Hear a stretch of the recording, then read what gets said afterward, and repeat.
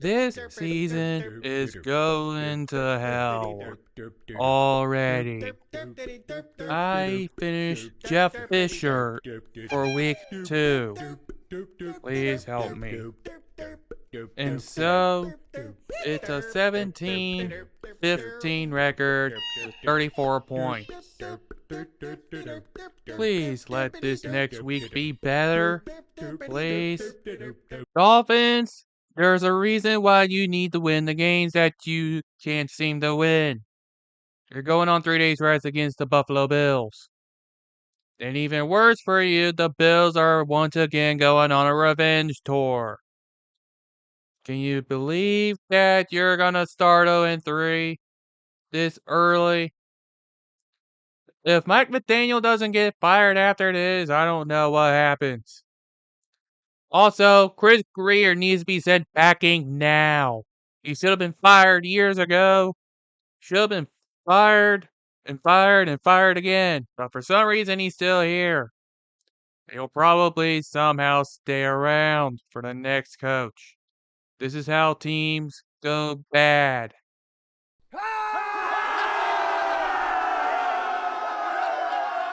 Welcome back to another edition of NFC South Football.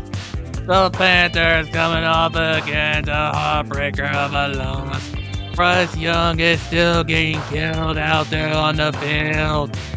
Clamoring for Andy Dalton all you want. The Red Rifle ain't gonna fare much better. They definitely won't fare much better against the Falcons, who kept kicking field goals, but managed to actually get a touchdown. They actually won. Come on, embrace the mediocrity. We're definitely gonna keep this trend going because money makes no difference here. It's all about the football in the NFC South. Enjoy this Falcons victory in another mediocre game. If you don't like mediocrity, you don't like NFC South football. So I had that one reversed, and it should have been the Falcons visiting the Panthers. Well, who cares? Predictions remain the same as we go to Cleveland, where they face the Packers. Well, this is definitely gonna be a gimme win for the Pack Arena. What a 3-0 way to start the season against Cleveland, boys. In other news, the Texans struggling to go up against the Jags. More football, but there's no NFC to it. It's just regular old division football. Maybe this time the Texans will finally get on the board. Maybe they'll have some players come back from injury. Maybe. Jags, you gonna show up? Maybe. Maybe Travis Hunter can do something else. I'm not trusting the Jags with this. What? Sorry. And this one here, the Bengals actually managed to start 2-0 for first time in a while. Whereas the Vikings are just going through standard Vikings. Funny enough, this is a battle of the backup quarterbacks. Carson Wentz is actually looking to get the nod for the Vikings. Yes, Carson Wentz. Joe Burrow is going to be out for about 3 months at least, but they got Jake Browning, who actually had a winning record when he had to fill in. What does this mean for this game? I could very easily see this one ending in a tie because nothing makes sense. But then you remember, injuries could happen. Justin Jefferson is Justin Jefferson going up against Jamar Chase. Who's going to end up with better consistency? At this point, with how Carson Wentz has been throughout the season, I'm going to have to take the Bengals on the road. Sorry, Vikings. You could really use JJ, but you're going to have to settle for potentially not having him going overseas. In fact, they'll probably be too busy thinking about Dublin and London. And we Steelers Patriots, the battle of the 1-1. The battle of the standard being the standard, and once again the Steelers will for some reason they never finish the job against the Patriots. They never seem to finish their job. That's been the true Steeler way. Good old fashioned losing to the Patriots.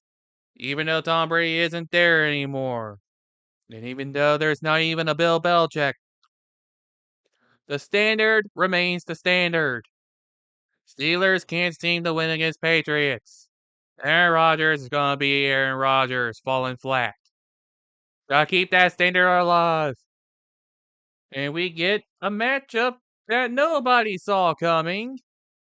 Well, actually, I could have separated this into a separate segment if I wanted to, but I felt like it wasn't that big of an importance because the Rams live and die through Matthew Stafford, whereas the Eagles live and die through Nick Sirianni. Who's gonna be the bigger butt of the joke? Gonna have to take Eagles here. I'm only doing it because it's home field advantage for the Eagles. That's the only reason and the only reason. Has nothing to do with the talent or Nick Sirianni on either side. It's solely because of Nick Sirianni. And the Jets continue to be the Jets. Go figure. And Justin Fields is hurt. So Tyrod Taylor might have a chance. So knowing in the Jets, Tyrod Taylor may actually get a win or two. Maybe. Against the Bucks. I can't believe I'm doing this, but the Bucks start 3-0. I can't believe I'm having to pick the Bucks. The Bucks have looked awful at times because Todd Bowles is still the head coach. Imagine getting bailed out for the third week in a row. Now this is an interesting match. Colts versus Titans. I have no clue how either team's going to fare. Titans are pretty much trying to figure out whatever it is they can. Colts somehow look good with Danny Derp. Makes no sense whatsoever. But all good things can come to an end. Watch this be the random upset of the week, as this ends up being the Titans, because nothing makes sense in this godforsaken league. Danny Derps reverts back to Danny Derps. Watch, that's probably what's going to happen. And then Raiders, Commanders. Who knew that Pete Carroll can only do so much with a Geno Smith? Who knew that Geno Smith can only do so much for a team? I certainly couldn't have predicted that. And the Commanders are also looking at the possibility of Marcus Mariota. Woof. Who do I trust more? A previously resurged Geno Smith? Or an injury-prone Marcus Mariota? Decisions, man. Decisions. Also doesn't know that Austin Eckler is now out for the year. How lovely. I guess if I have to pick somebody... yeah. Raiders? I guess? This one's gonna be this is a very tentative choice. It's a very tentative. Unlike this next matchup where it's Broncos versus an undefeated Chargers squad. Really?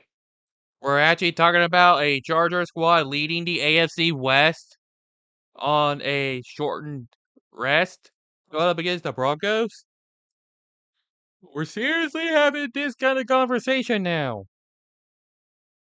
Shows a lot, as this will be a glorified home game for the Broncos.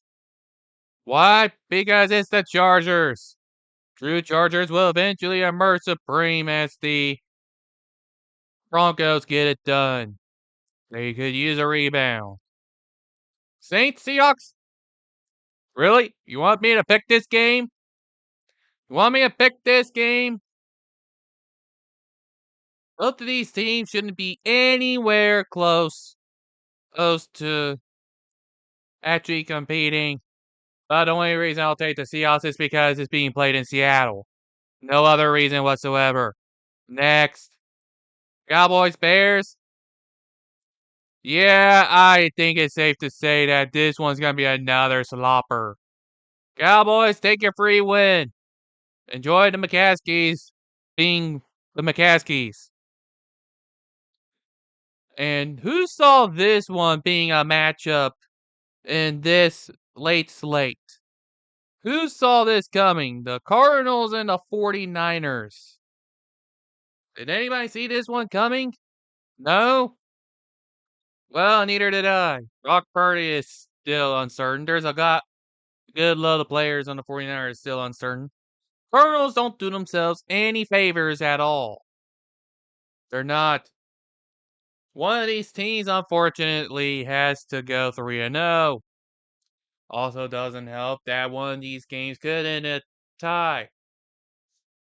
I keep flirting around with it.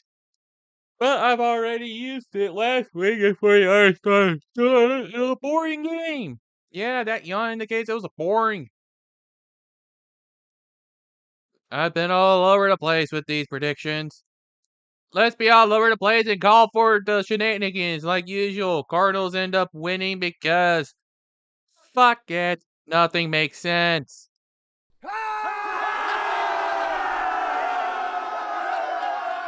Man, the Chiefs are really missing their star receivers right now. And I'm sure they are missing getting all those bullshit calls too. Because now they gotta go on the road in prime time on Sunday against the Terp. Well, battle up the win list for a primetime slot. Hooray! This is gonna go so poorly that everyone will think that everyone's drinking Jack Daniels. Wouldn't be surprised if everybody was also getting their hands on some other kinds of alcohol. I wonder what kinds out there.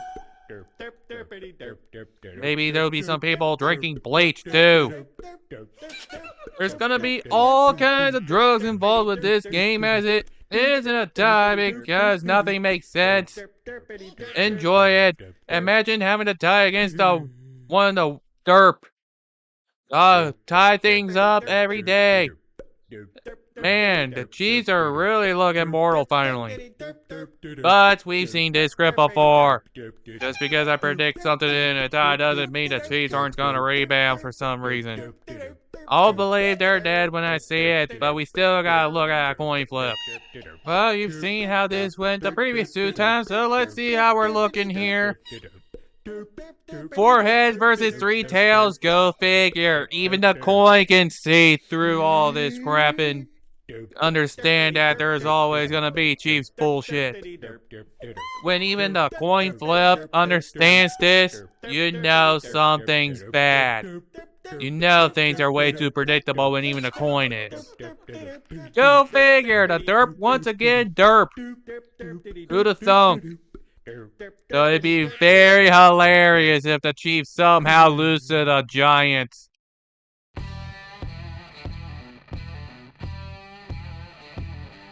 I'm pretty sure that when this was projected to be a Monday night game, these 2 teams would be undefeated, as per. But this will have to do. Who do I trust more, the Lions or the Ravens? Well, the Ravens can't seem to play consistently for 4 quarters. Then again, the Lions kinda can't do much either, but they had a much bigger blowout. They were angry, and they probably still are angry. Knowing this game, it'll be on all the drugs. There's going to be so many ref ball calls. There's going to be so many penalties. There's going to be so much lack of defense. It's not even going to be funny. Might even see some punts here and there. You might be lucky to see anything at all. You might be lucky to even see points. Knowing this game, It's gonna be literally anything and everything to possibly happen. Yet for all of this, I think Dan Campbell's gonna bite those kneecaps. He'll bite those kneecaps all the way to the end of overtime and force the Ravens to go through yet another 17-point collapse en route to a Lions win. Whoop-de-doo, boys. Whoop-de-doo. Hope that's enough to satisfy everyone. Get so much shenanigans ongoing that I just go around and just pull off a bunch of shenanigans myself. At least it'll actually be more than just whatever's been going on. Maybe I can imitate Bucks Texans and punt for 8 consecutive times. That'd be lovely. Hey, seriously, there's gonna be so much laughter if the Chiefs end up losing to the Giants of all teams. It'd also be very on brand for the Bucks to randomly lose to the Jets because NFC South football. Very likely. Will there be more injured QBs? Probably. That's definitely gonna be playing a factor in some of these games. Maybe I can actually be more accurate than Jerry Jones, trying to actually predict the market and then making the moves. Well, thank you all so much for tuning in, and until next time, travel safely.